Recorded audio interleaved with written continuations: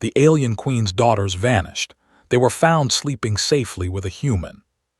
The war did not begin with explosions. It began with a mistake. Sila's crane was asleep when the galaxy quietly decided his life was no longer small. He slept the way tired people sleep, deep, still, like someone who trusted routine more than dreams. The royal station hummed around him, a massive machine of power and politics, but none of it mattered inside his narrow maintenance room. Until something warm pressed against him. Silas frowned in his sleep. The pressure was wrong, too soft, too alive. He woke slowly, not opening his eyes yet. Years of working with dangerous systems had taught him one rule: if something feels wrong, don't move fast. He breathed in. Not oil, not metal. Something sweet, something unfamiliar. Silas opened one eye. A small alien face rested inches from his own. He inhaled sharply and froze. There were two of them. Small bodies curled against his chest and side, tangled in his blanket as if they had always belonged there. Their skin was pale and faintly glowing in the low station light. Fine golden hair spread across his pillow. Long, pointed ears twitched once, then relaxed. Children. Alien children. Silas closed his eye again. "This is a dream," he whispered. One of the children drooled on his shirt. Silas opened both eyes. Before panic could fully arrive, the station alarms began to sound. Calm, controlled, royal lockdown. Silas sighed. "Of course," he muttered. "Why wouldn't this happen today?" Footsteps rushed through the corridor outside his door. Heavy boots, fast orders, the sound of a station sealing itself layer by layer. One of the girls shifted and tightened her grip on his uniform. Her fingers were small but strong. The other one pressed closer, clearly deciding he was useful. Silas lay very still. He recognized them now. Lisa and me. The royal twins. Daughters of Queen Zephyr. The most protected beings on the station were using a human maintenance worker as a shield. The door chimed. The twins woke instantly. Their eyes snapped open, glowing softly. They didn't cry, they didn't scream. They clung to him. Silas barely had time to process that before the door slid open and armored guards filled the room. Weapons raised. Silence followed. No one moved. Silas lifted one hand slowly. "Good morning," he said, because his brain had clearly chosen sarcasm over survival. The guards stared. Training manuals did not prepare them for this. Two royal children clinging to a human, no restraints, no force, no signs of fear. One guard carefully lowered his weapon. "Sir," he said, "do not move." "I wouldn't dare," Silas replied. They seemed committed. Behind the guards, advisors crowded in. A hovering drone moved forward, scanning. Me whimpered. Both girls tightened their grip. The drone instantly backed away like it had made a social mistake. Silas adjusted the blanket around them without thinking. That small movement caused visible panic among the guards. Heavy footsteps echoed from the corridor. The air changed. Queen Zephyr entered the room. She was calm in the way only rulers could be calm, tall, controlled, powerful without effort. Golden chains hung from her long ears, catching the light as she stopped. She stared at the scene. Time stretched. The twins felt her presence and stiffened. "Mother," Lisa whispered. Queen Zephyr stepped forward. The twins whimpered and grabbed Silas tighter. The queen stopped. Something flickered across her face, a crack, small but real. Silas swallowed. "Your Majesty," he said carefully, "I promise I didn't steal them." An advisor gasped. Queen Zephyr raised one hand. Silence fell. "How long have they been here?" she asked. Silas thought, "Longer than I have been awake." The queen knelt slowly. "Leza me, come to me." They shook their heads. No guards, one whispered. No shouting, the other added. Silas winced. For the record, I didn't tell them that. Queen Zephyr studied him now, not as a threat, not as a servant. As a question. Clear the room, she ordered. The advisors protested. The guards hesitated. The Queen looked at them. They left. When the door closed, the station felt smaller. You will come to the council chamber, Queen Zephyr said. All of you. Silas nodded. Right, is this a walking situation or? One of the twins yawned and fell asleep on his chest. Silas sighed. Carry situation, got it. As he stood carefully, the station continued its lockdown. But something far more dangerous had already begun. Not a battle. Not a rebellion. A realization. That maybe the galaxy had been wrong about humans. And that this quiet technician was standing at the center of it. The quiet human the Empire feared. Power had always been loud. It shouted through alarms, echoed in council chambers, and arrived wearing armor and titles. That was how the Valine Empire understood control. So when silence took over the council chamber, it felt wrong. Silas Crane stood in the center of the room, carrying silence with him like an extra weight. The twins clung to his sides, one on each shoulder, small hands locked into his clothing. Their long ears twitched at every sound, their eyes tracking movement with sharp awareness. They were calm only because he was. The council noticed that. They noticed how the children breathed slowly, how their grip tightened whenever a guard shifted, how they relaxed again when Silas adjusted his stance to steady them. No command had been given. No order had been obeyed. And yet everything in the room revolved around one human. Queen Zephyr stood at the elevated platform, her hands resting lightly at her sides. She had ruled systems, commanded fleets, and survived assassination attempts without visible fear. This unsettled her. Begin scans, she ordered. A medical drone drifted forward, emitting a soft harmonic tone meant to calm young minds. The effect was immediate. Both girls stiffened. Silas felt their fear before he saw it. Their bodies went rigid. Their fingers dug into his shoulders. Stop, he said quickly, not loudly, just firmly. The drone paused. They don't like that sound, Silas added. The drone backed away. A ripple of discomfort moved through the council. Technology obeying a human's tone was not expected behavior. Queen Zephyr studied him. You speak as if you know them. Silas shrugged carefully. I listen. That answer landed harder than he intended. One advisor stepped forward. Your Majesty, this situation is dangerous. A human. Zephyr raised one finger. The advisor stopped mid-word. Her eyes never left Silas. Why did you not call for help when you saw them? Silas considered the question. They were scared, he said. Calling armed people didn't feel helpful. Several council members shifted uncomfortably. Fear was usually answered with force.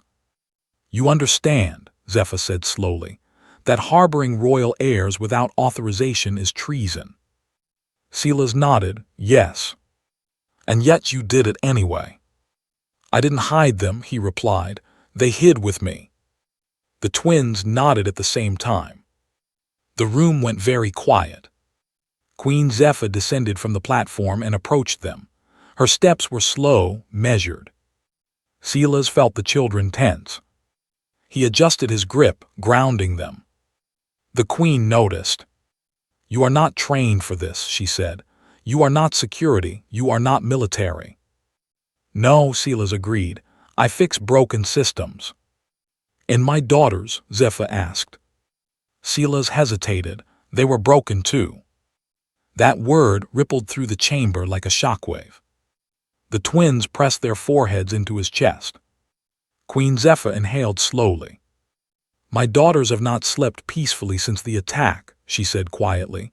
They scream at alarms. They panic at guards. She looked at the children. They sleep with you. Silas nodded. Yes, Your Majesty. Why? Silas searched for the right words. My room is quiet. No shouting. No weapons. Nothing important happens there. The council exchanged looks. Nothing important. That was how humans were described in reports. And yet here they were. A security officer spoke, voice tight. This could be manipulation. Silas frowned. If I were manipulating them, I'd be doing a terrible job. I don't even have snacks. Me looked up at him. You have biscuits. Emergency biscuits, Silas corrected. A few advisors stared, unsure how to react to casual conversation during a constitutional crisis. Queen Zephyr straightened. You will remain here, she said. The guard stiffened. Your Majesty. He will remain, she repeated, and so will my daughters. She turned to Silas. If you intended harm, you have had every opportunity. Silas met her gaze. I don't harm children. The statement was simple. Final. Queen Zephyr held his gaze for a long moment. Then the lights dimmed. Not dramatically, just enough to trigger internal alerts. Silas's implant reacted instantly. That's not scheduled, he said calmly. The twins pressed closer. Security fields activated across the chamber. This is internal, Silas added. Someone is testing response timing. Can you stop it? Zephyr asked. Yes, Silas said, but someone won't like how. Proceed. Silas shifted, keeping the children secure, and began issuing commands through his interface. Hidden processes surfaced. Unauthorized access points appeared like fingerprints left behind. Faces appeared on the council display. High-ranking officials. Silas sighed. You really should lock maintenance channels. We live there. Guards moved. Arrests followed. The chamber exhaled as danger drained away. The twins finally loosened their grip. Me looked up at her mother. They wanted you gone. Zephyr knelt and pulled them into her arms. For the first time, they allowed it. But their hands still held Silas's sleeve. Queen Zephyr looked up at him. You stopped a coup. Silas shrugged. It was poorly written. A quiet laugh escaped her before she could stop it. You will stay, she said, not as a guest, not as a servant. Silas blinked. As what? She considered him carefully. As a constant. Outside the station, the galaxy continued as it always had. Inside, the Empire learned a dangerous truth. Humans did not need power to change everything. They only needed to stay. The moment they realized humans were different, the Council believed the danger had passed. That was their second mistake. Silas Crane did not look like a threat. He stood quietly near the wall of the Council chamber, shoulders relaxed, posture casual. The twins sat beside him on the floor, drawing shapes on the polished surface with their fingers. No armor. No rank. No authority badge. Just a human. The scanners hovered around him, projecting soft light across his body. Medical officers watched their data scroll with growing confusion. Heart rate steady, one murmured. No stress indicators, another added. The council members exchanged looks. That was not normal. Most beings showed fear in this room, even generals, even admirals. This chamber was designed that way. Silas yawned. Sorry, he said politely, long morning. One advisor frowned. You were at the center of a royal crisis. Silas nodded. Yes, still tired. The twins leaned against him, clearly bored with politics. Lisa tugged at his sleeve. Can we go now? Silas looked at Queen Zephyr. They're done being important. A few council members stiffened. The queen studied him closely. You show no fear, she said. Silas thought for a moment. I'm careful, he replied. Fear usually makes things worse. That answer did not fit the Empire's logic. Fear was how control worked. Queen Zephyr gestured and the scanners pulled back.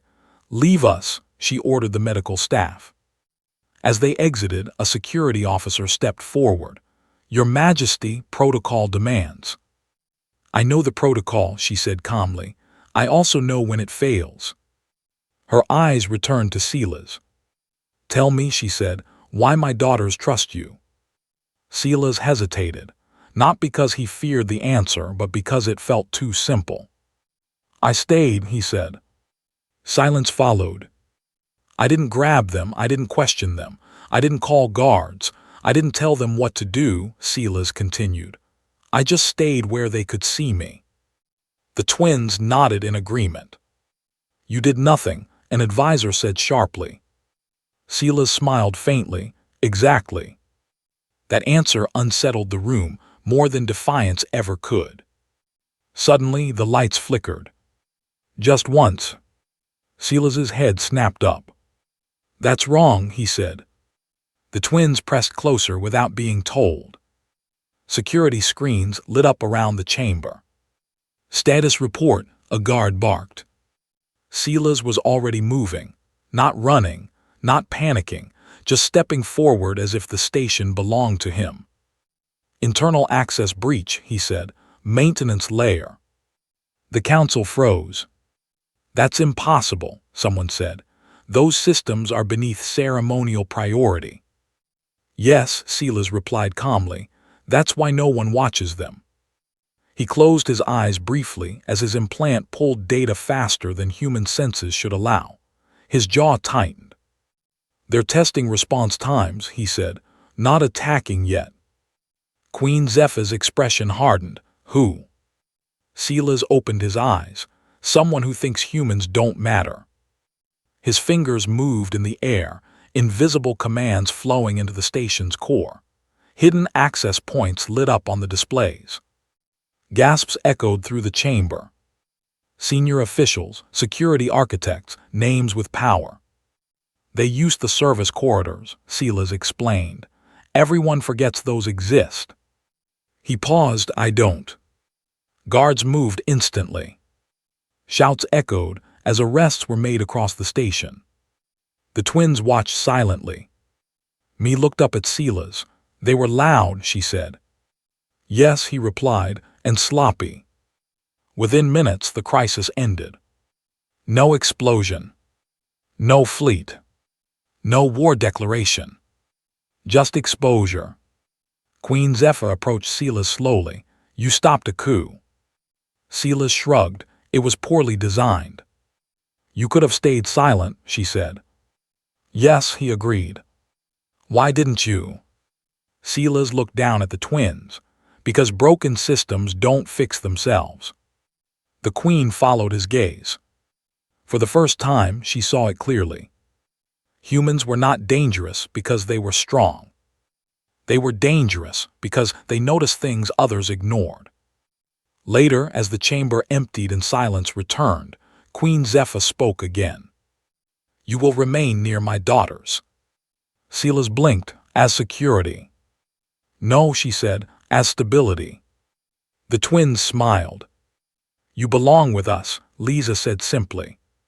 Silas sighed. "That sentence is going to cause paperwork." Queen Zephyr allowed herself a small smile. Outside the station, stars drifted in perfect order. Inside, the Empire quietly adjusted its understanding of humans. The unexpected war had not been fought with weapons. It had been fought with patience. And the Empire had already lost the first battle. The day the Empire panicked. The Empire did not panic easily. It had survived wars, rebellions, and assassinations. Fleets had burned in distant systems, and worlds had fallen without shaking the royal core. But this time, the panic came quietly. It started with silence. Silas Crane felt it first. He was standing in a service corridor near the royal wing, holding a diagnostic tablet while the twins sat beside him, swinging their legs. The station was too calm. The background hum was wrong, thinner than it should be. Silas frowned. "That's not good," he said. Me looked up. "Is it breaking?" "Yes," Silas replied honestly, "and it's trying to hide it." Before either child could ask more, the lights dimmed across the corridor. Not a full blackout, just enough to avoid alarms. That made Silas move. He crouched instantly, pulling the twins close. "Stay with me." They did. Security fields snapped into place across the wing, doors sealed, invisible barriers shimmered into existence. Alarms finally sounded. Not calm ones. Real ones. "Unauthorized control override detected," the station announced. Silas exhaled slowly. "That's very rude." Guards flooded the corridor, weapons raised. Queen Zephyr arrived moments later, her expression sharp and focused. "Report," she demanded. "This is internal," Silas said before anyone else could speak. "Someone is using maintenance channels to rewrite defense priorities." "That system is sealed," a security officer snapped. Silas looked at him. "No, it's ignored. Big difference." The twins pressed closer to his sides. Silas rested a hand on each of their shoulders, grounding them. "Can you stop it?" Zephyr asked. Silas hesitated. "Yes." "Then do it." "I should warn you," he added. "This will embarrass important people." Zephyr's eyes hardened. "Proceed." Silas closed his eyes. The station opened itself to him. Hidden processes unfolded like badly folded paper. Redundant systems peeled away, revealing old code patched over ceremonial layers. Silas worked fast, fingers twitching as commands flowed through his implant. Faces appeared on the central display. Council members, security architects, officials with medals and titles. Their expressions changed from confidence to panic in seconds. Silas opened his eyes, found them. Gasps filled the room. "They're trying to isolate the royal wing," Silas explained calmly. "Blame it on an external threat, then remove leadership during evacuation." The twins listened silently. Me whispered, "They want Mother gone." "Yes," Silas said, "they do." Queen Zephyr straightened. "Arrest them." Guards moved immediately. Shouting echoed through the station. Orders overlapped. Resistance collapsed quickly. The conspirators had planned for fear, not exposure. Within minutes, the station stabilized. Power returned. Fields dropped. The false emergency dissolved. The Empire exhaled. Silas slumped slightly, the tension finally leaving his shoulders. "That should hold," he said, "unless someone tries again, which they won't." "Why not?" a guard asked. Silas shrugged. "Because now they know humans are watching the parts they forgot." The twins relaxed for the first time since the lights dimmed. Queen Zephyr approached Silas slowly. "You just stopped a coup," she said.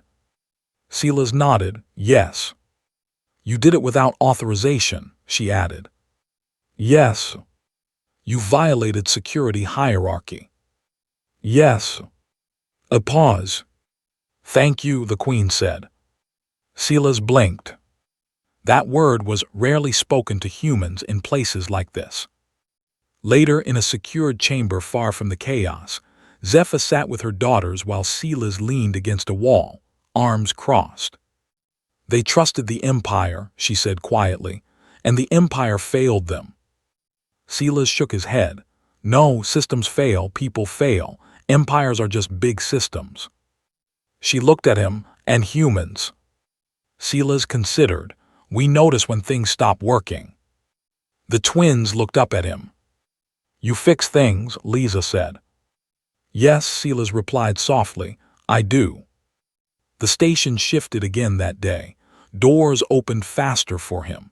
Access panels no longer resisted his commands.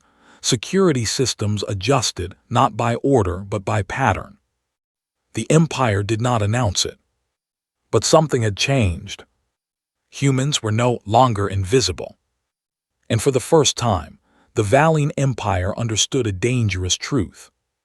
The greatest threat was not fleets or weapons. It was the quiet human standing in the service corridor, who knew how everything worked, the thing humans never needed. The Empire rebuilt itself in silence. No announcements were made. No victory speeches were given.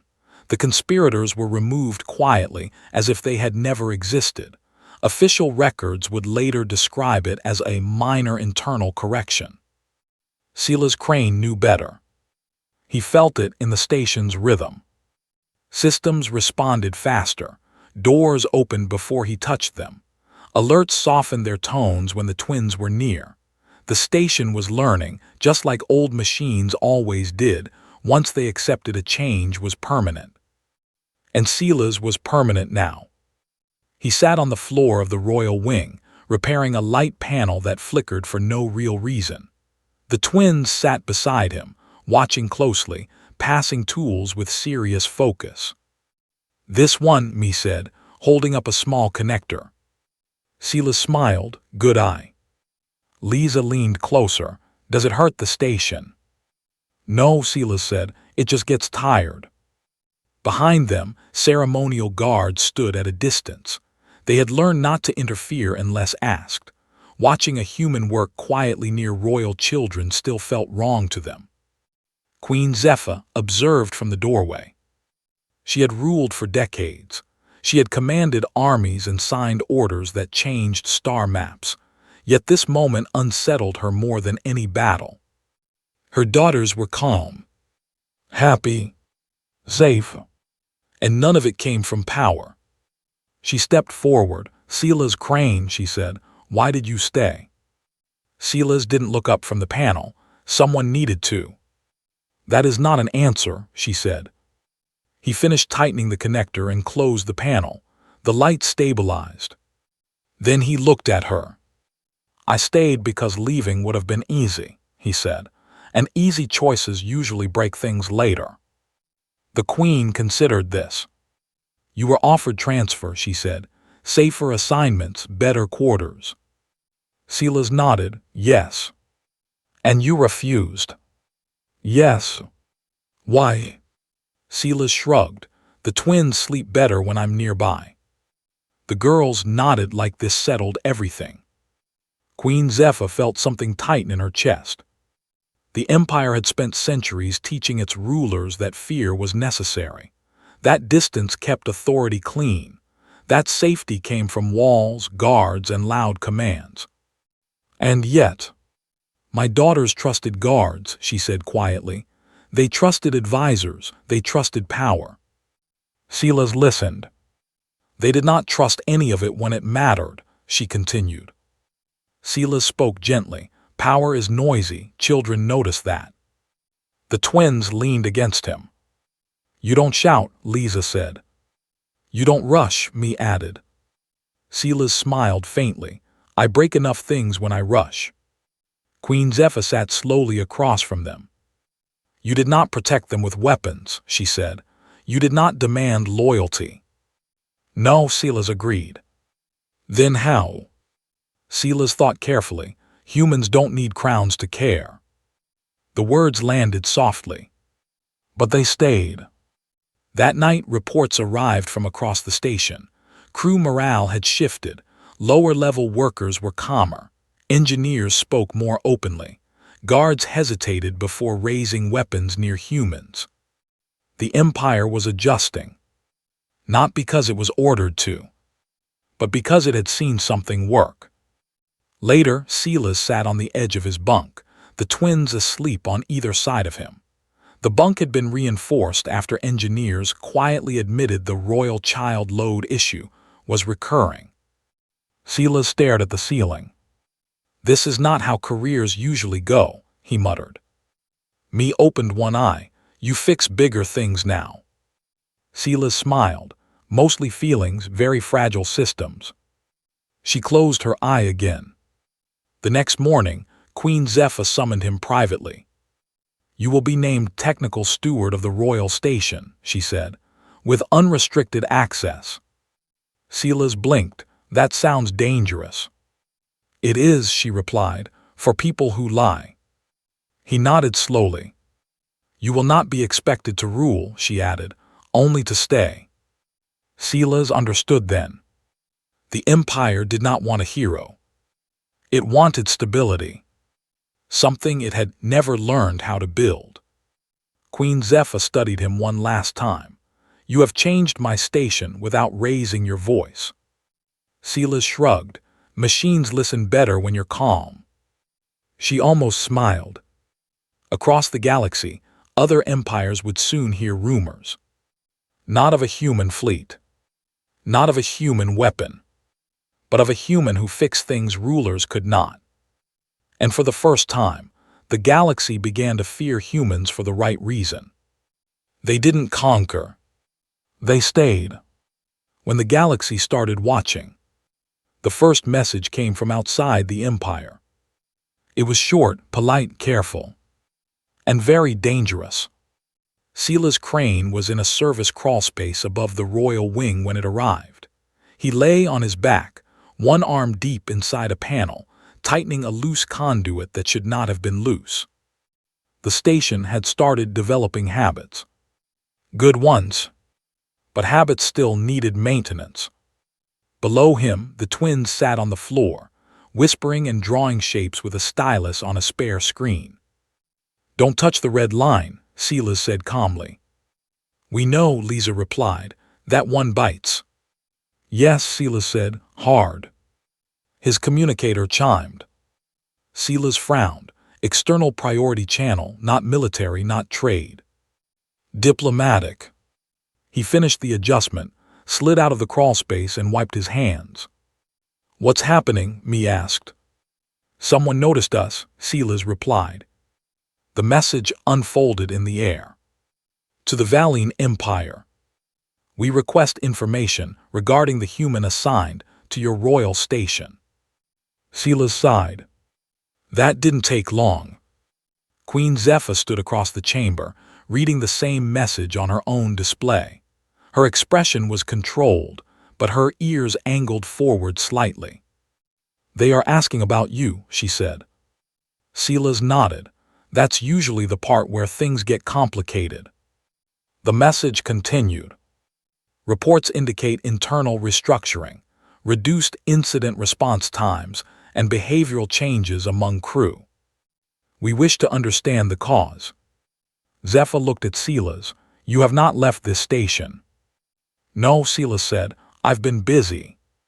You have not announced reforms. No. You have not issued orders. No. And yet, she said slowly, everything functions better. Silas thought for a moment. Maybe the station just feels safer. That answer followed the message across 3 allied systems. And it unsettled them all. Within days, more inquiries arrived. Carefully worded, curious, nervous. How had the Valine Empire survived an internal coup without bloodshed? Why had security incidents dropped? Why were royal heirs suddenly calm? And always the same question followed. Who is the human? Silas watched guards argue more quietly now, watched advisors pause before speaking, watched systems reroute themselves more smoothly, as if expecting him to notice mistakes. The Empire was changing its behavior. Not because it wanted to, but because it had learned something new worked. That terrified everyone else. A delegation arrived from a neighboring system. No weapons, no threats, just observers. They stood in the council chamber as Silas repaired a malfunctioning hollow table. You allow a human to move freely, one envoy asked. Queen Zephyr did not answer. Silas did. Yes, he said, I tend to trip if I'm restricted. The envoy stared. He jokes. Yes, Zephyr replied, that is one of the problems. The twins sat beside Silas, relaxed and alert. He makes the lights behave, Me said. He listens to walls, Lisa added. The envoys exchanged uneasy glances. That night, a quiet alert rippled through allied networks. Human presence correlates with stability. No empire liked that sentence. Because it suggested control was optional. Because it suggested fear was not required. Because it suggested humans had something no one else had bothered to build. Trust.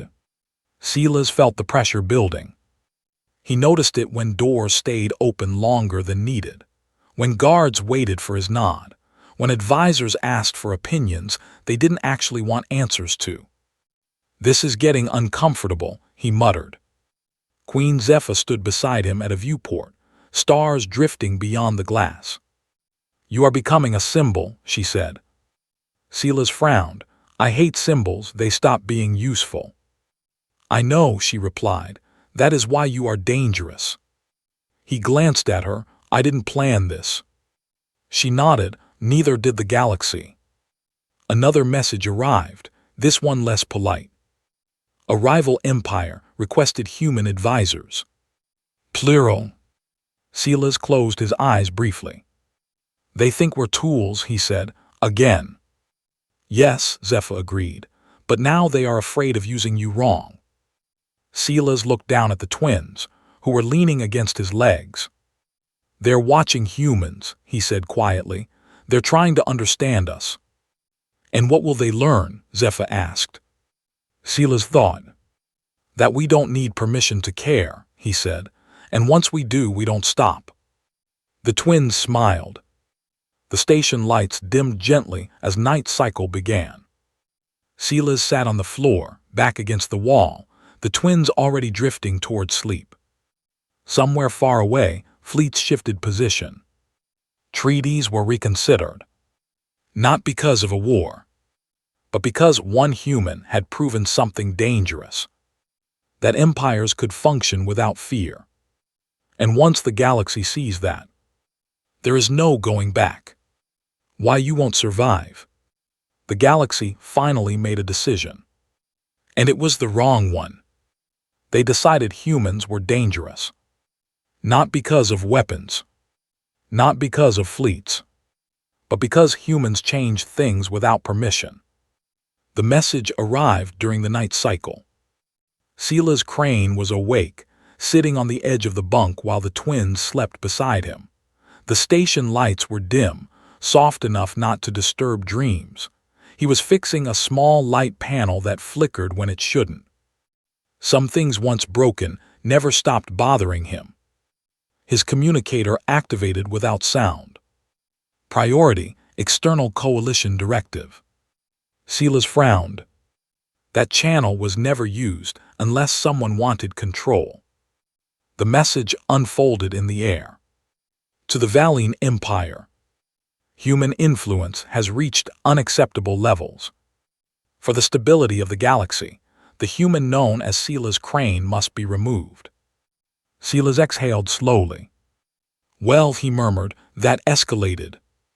Queen Zephyr stood in the doorway, already reading the same message.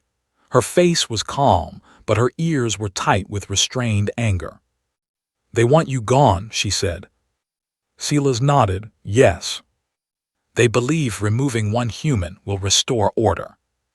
Silas looked at the twins. They slept peacefully, unaware that the galaxy had just voted against him. "They still think this is about me," he said quietly. Outside the station, coalition fleets began to reposition, not close enough to attack, just close enough to threaten. A familiar tactic. Fear first, violence later. The council assembled quickly. Voices rose, advisors argued, generals demanded action. Silas listened. Then he spoke. "If you fight them," he said calmly, "you prove their fear right." The room fell silent. "They expect war," he continued. "They prepared for it, fleets, weapons, command chains." Queen Zephyr studied him. "And what do you suggest?" Silas smiled faintly. "We do nothing." Outrage exploded across the chamber. "Do nothing. They will strike. This is weakness." Silas waited. "When they arrive," he said, "they won't find chaos, they won't find fear, they won't find a station ready to break. He gestured to the room. They'll find order, calm, systems that don't panic. Silence returned. Queen Zephyr raised her hand. We will not remove him, she said firmly, nor will we attack. The decision spread through the station instantly. Shields stayed passive, weapons powered down, fleets held position. The coalition advanced anyway. Their ships filled the void outside the station, dark and threatening. They waited. Nothing happened. No alarms. No screams. No panic. Inside the station, life continued. Engineers worked, guards walked calmly, children laughed. Silas sat on the floor near the twins, repairing a loose panel. This part shakes, Me said. Yes, Silas replied, but it holds. Coalition commanders watched through long-range scans. No fear response. No command escalation. No disorder. This was wrong. They sent a final warning. Remove the human, or face consequences. Queen Zephyr transmitted the reply herself. The human stays. The coalition hesitated. They could destroy fleets. They could burn worlds. But they could not fight this. There was no enemy formation, no target behavior, no panic to exploit. For the first time, their power had nothing to press against. Slowly, ships began to withdraw. Not because they were defeated, but because there was nothing to attack. Across the galaxy, the message spread. Humans do not break systems. They stabilize them. And once they are present, fear stops working. Silas felt it when the station relaxed, when the background hum returned to its steady rhythm, when the threat faded like a bad idea finally abandoned. Later that night, Silas sat beside the twins as they slept.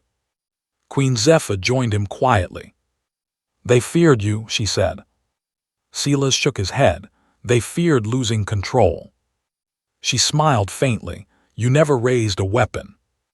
Silas adjusted the blanket around the twins. Didn't need to. The galaxy learned its final lesson that day. You can survive wars. You can survive rebellion. But if you try to remove the humans who keep things together, you won't survive what comes after. Because humans don't conquer. They stay. And once they do, the universe has to adapt. Silas leaned back, listening to the station breathe. Some things, once repaired, never go back to breaking. If you enjoyed this video, please like it, subscribe to the channel, and hit the bell icon for more amazing videos.